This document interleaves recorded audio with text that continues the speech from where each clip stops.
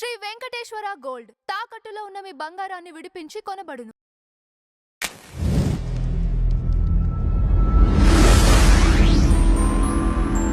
Sir నమస్తే. నమస్తే. Sir Balakrishna గారు, కొరటాల శివ గారి డైరెక్షన్లో ఒక సినిమా రాబోతుంది.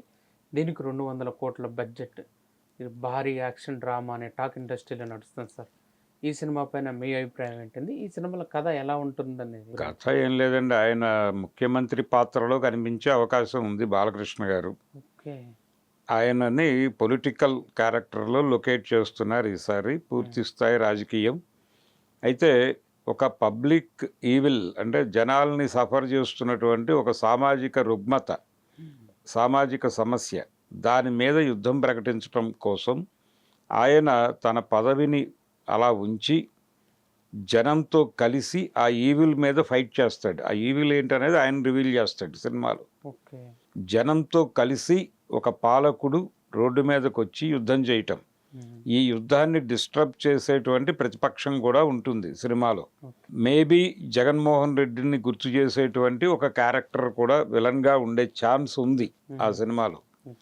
కాబట్టి ఆ తరహా కథ ఏదో అల్లుకున్నాడు ఆయన.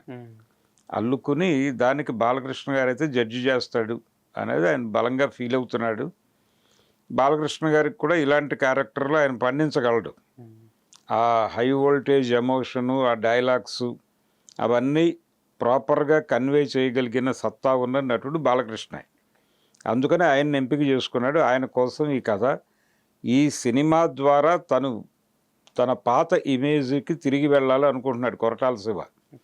ఆయనకి మధ్యలో చిరంజీవి గారితో చేసినటువంటి సినిమా ఇబ్బంది పెట్టింది, దాంతోపాటు ఆచార్య ఇబ్బంది పెట్టింది. ఆ తర్వాత దేవర సినిమా కూడా వీళ్ళు ఆశించిన స్థాయి అంటే 1000 crore క్లబ్లోకి వెళ్ళలేదు, 500 కోట్ల దగ్గర ఆగింది ఆ సినిమా.